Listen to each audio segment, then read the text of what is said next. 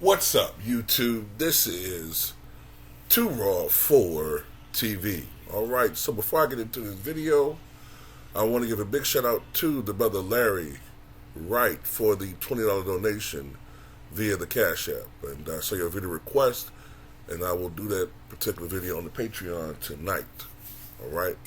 So much respect to you for showing love. Alright, so this is a request that I got from one of my subscribers. And that is, he wanted me to, I guess, give examples of, players who have had big games on the Chicago Bulls during the Jordan heyday period. But these players were not necessarily household names. So that can be a little tricky because it depends a lot on what do you mean by like guys who aren't household names. So you got to take it by using your common sense, I guess.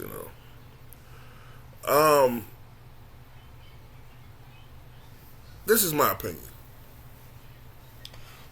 One guy that had a big game against Michael Jordan, even though he was at the time, I wouldn't say that he was like a nobody.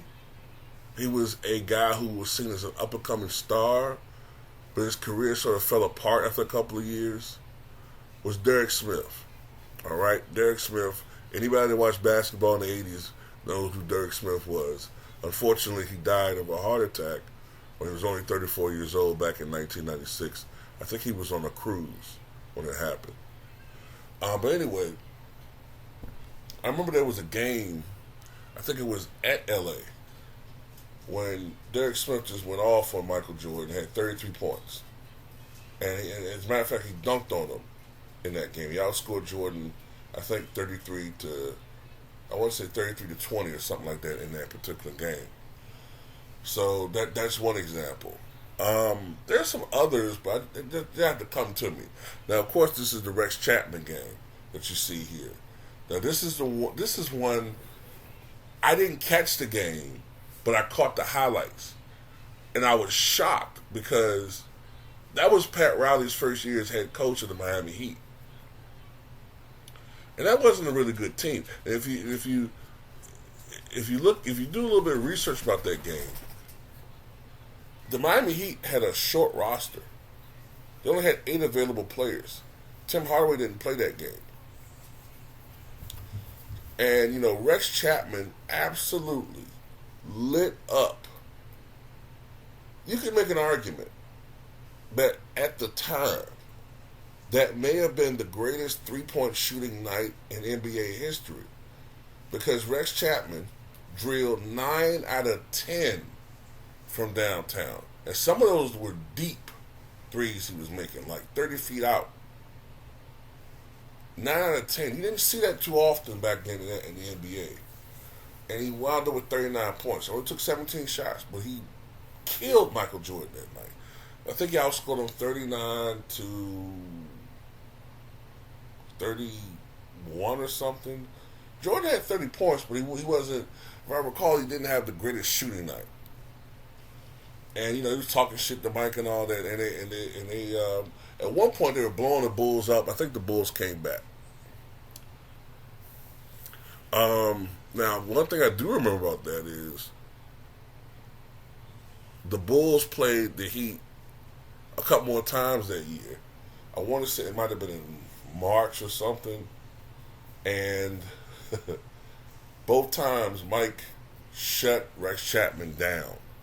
I think, if I remember correctly, like the next 2 times that Rex Chapman played, I think he made only 1 3 in those 2 games combined. He might have been like 1 for like 20 or something from downtown. And I know one of the games Mike had like 40, and another one he had like 30 points in 3 quarters. Like Jordan just completely shut Rex Chapman down.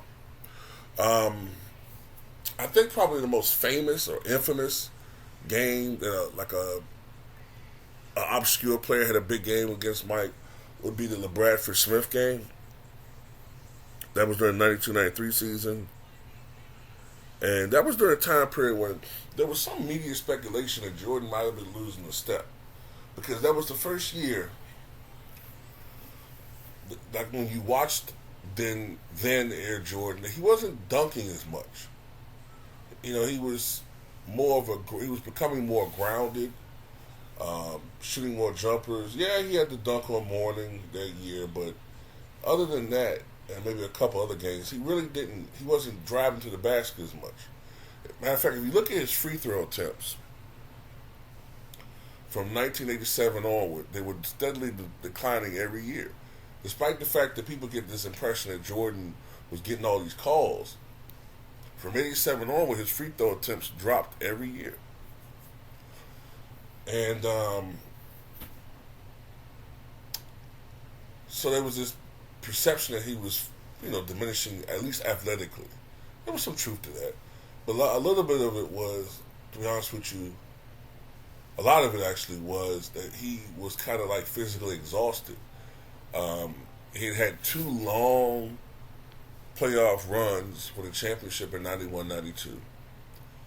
Then he played in the Olympics in 92.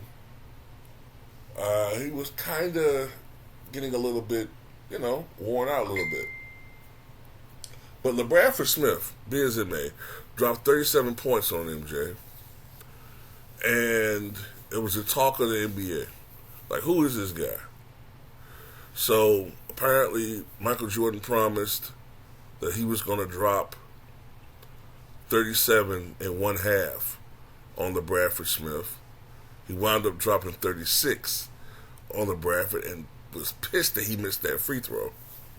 And I think he wound up with 47 points because by a fluke of the schedule, they played the Bullets the very next night. So he destroyed LeBradford Smith the next game.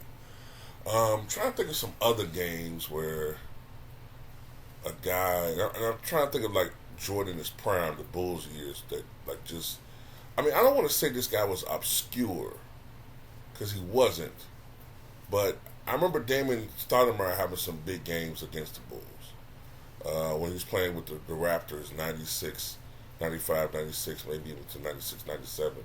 I remember him having some big games against the Bulls. The Bulls struggled. One thing I remember the Bulls struggled with was with quick, speedy guards. They struggle a little bit with those types of guards. And as a consequence of that and some other things, the Raptors used to play the Bulls pretty good. Close games, even beat the Bulls a couple of times. I remember Damon having like a couple of 30-point, at least one 30-point game at least, against the Chicago Bulls. I wouldn't say Mamoudou Raouf was an obscure player, so I can't say that. I'm trying to think of like obscure guys.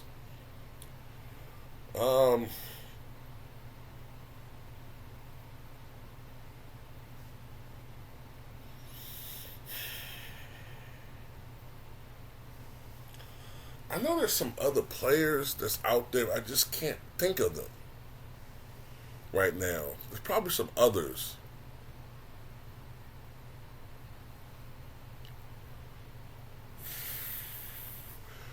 Now, Jordan wasn't there. He was retired. But I remember Jamal Mashburn dropping 50 against the Bulls. I think it was 93-94 season, if I'm not mistaken. But Jordan wasn't there. And then again, Jamal Mashburn really isn't obscure. That's the thing. You just didn't really see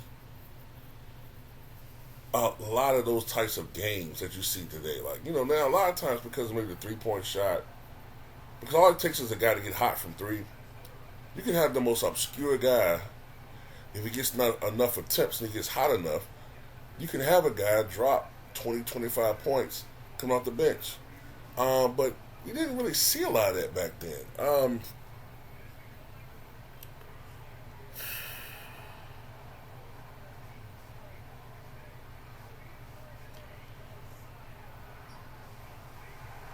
Man, I'm trying to think. Uh,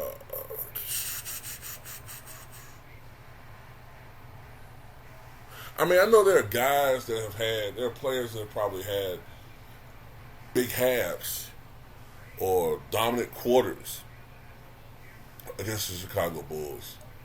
But when the Bulls were a championship team, they usually had made adjustments in the game to shut something down. You know what I'm saying?